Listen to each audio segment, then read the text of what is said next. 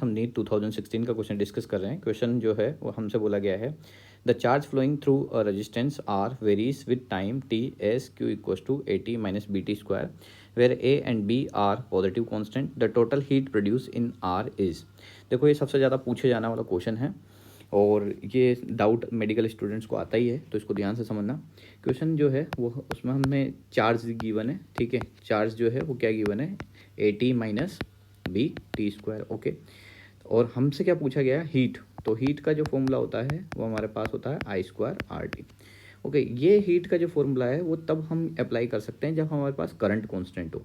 तो सबसे पहले तो हम चेक करेंगे कि यहाँ पर जो करंट है वो करंट कांस्टेंट है या नहीं है। तो करंट का जो हमारा फॉर्मूला होता है आई इक्वल्स टू, वो क्या होता है, the rate of flow of charge, ठीक है, उसको करंट बोलते हैं।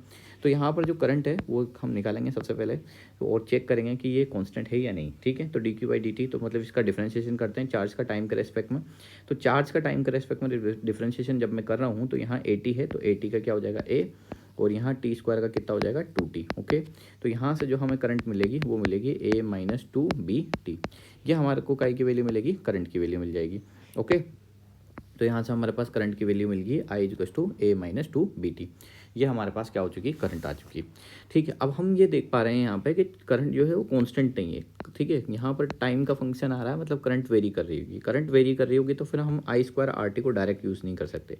फिर हमें क्या करना पड़ेगा, हीट को निकालने के लिए एक स्मॉल एलिमेंट कंसिडर करना पड़ेगा स्मॉल टाइम डी टी के लिए, ओके। तो यहाँ आई स्क्वायर आर डी टी, और इस स्मॉल एलिमेंट के लिए जब हम हीट निकालेंगे फिर उसको हम क्या कर देंगे, पूरे इंटरवल के लिए क्या कर देंगे, इंटीग्रेट कर देंगे, ओके। अब सबसे पहले हम देख लेते हैं कि यहाँ पर जो है लिमिट क्या पुट करेंगे। यहाँ पर सबसे पहले एक स्मॉल एलिमेंट के लिए I square R D T use कर लेंगे।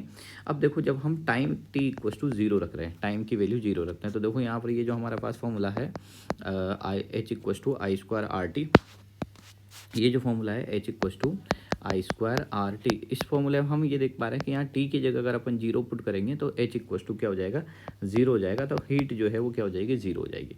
अब हमें देखो यहाँ पर अगर जैसे जैसे टाइम बढ़ता जाएगा तो यहाँ पर इस एक्सप्रेशन को ध्यान से देखो, करंट की इक्वेशन में ये जब टाइम बढ़ता जाएगा तो ये वाला नेगेटिव एक्सप्रेशन बढ़ता जाएगा, और एक टाइम ऐसा आएगा कि करंट की वैल्यू क्या हो जाएगी, जीरो हो जाएगी। तो जिस केस पर करंट की वैल्यू जीरो हो जाएगी वो हम टाइम पता कर लेते हैं। तो देखो यहाँ पर करंट की वैल्यू जीरो हो रही है, आई की वैल्यू क्या हो जाएगी, यहाँ पर जीरो हो जाएगी किसी ना किसी टाइम पे।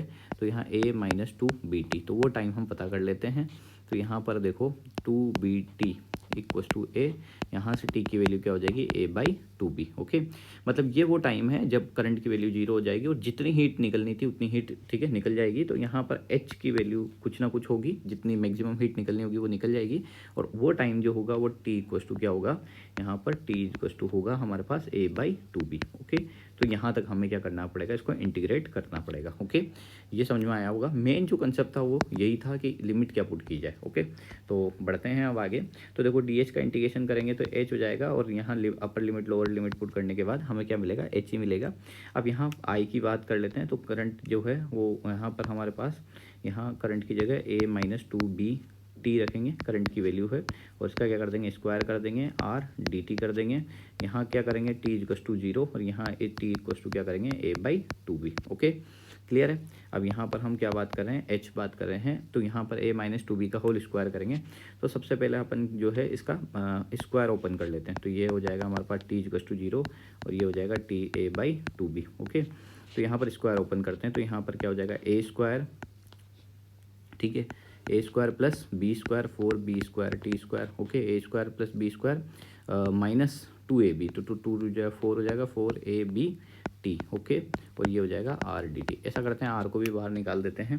तो यहाँ पर देखो H equal to R integration of T equal to zero से हमें करना है T equal to A by two B तक, ओके। चलो इस स्टेप में हम क्या कर देते हैं, इंटीग्रेशन कर ही देते हैं, ताकि ठीक है डायरेक्ट हो जाएगा, एक स्टेप बच जाएगी। तो यहाँ पर हमने आर को तो बाहर रख दिया है, एच इक्वल टू, ठीक है, आर को बाहर रख दिया। अब इंटीग्रेशन करें तो ए स्क्वायर, और यहाँ पर क्या हो जाएगा टी, ठीक है, four B square, T square का क्या हो जाएगा, T cube by three, four A B, T का क्या हो जाएगा, T square upon two, okay. और यहाँ पर जो है लोअर लिमिट जीरो है, upper limit A by two B है। क्लियर है, ठीक है। अब आगे बढ़ रहे हैं हम, ठीक है, आर ये रहा हमारे पास, ठीक है। तो यहाँ पर हम क्या कर देते हैं, लिमिट पुट करते जाएंगे। तो अपर लिमिट पुट करेंगे तो टी की जगह क्या आ जाएगा, ए बाई टू बी, ठीक है। यहाँ पर क्या हो जाएगा, ए बाई टू बी हो जाएगा, ये मैंने रख दिया है।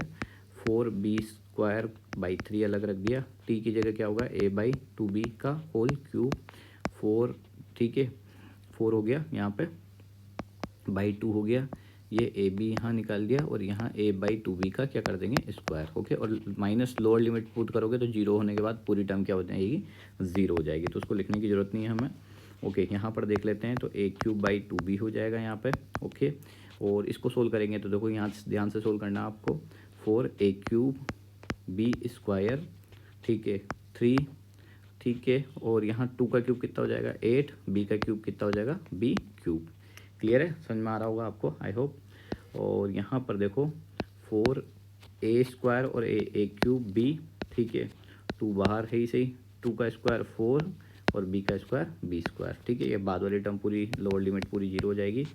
अब देखो यहाँ से हम थोड़ा सा इसको सिंप्लीफाई कर लेते हैं, ए क्यूब बाई टू बी यहाँ पर चल रहा है, 4 से 8 2 टाइम्स कैंसिल आउट हो जाएगा, b² से b क्यूब कट जाएगा, तो यहाँ बचेगा ए क्यूब 3 2 जा 6, मैं डायरेक्ट 6 लिख देता हूँ यहाँ पे, ठीक है। तो यहाँ पर जो है वो क्या लिख दूंगा, 6 लिख दिया मैंने, ओके। 3 2 जा 6 हो चुका है ए क्यूब, 3 2 जा कितना हो गया 6, यहाँ 2 कटा था, 3 2 जा 6, और ये हो जाएगा b, ओके। और यहाँ पर जो है वो 4 से 4 कैंसिल आउट हो गया, ठीक है, एक b से b कैंसिल आउट हो गया, तो यहाँ हो जाएगा ए क्यूब, ओके, और ये हो जाएगा 2b, ओके। अब ध्यान से देखो, ए क्यूब और ए क्यूब बाई 2b ये कैंसिल आउट हो जाएगा, तो यहाँ से h की वैल्यू मिलेगी r A cube by 6b, ठीक है, ये मिलेगा हमें।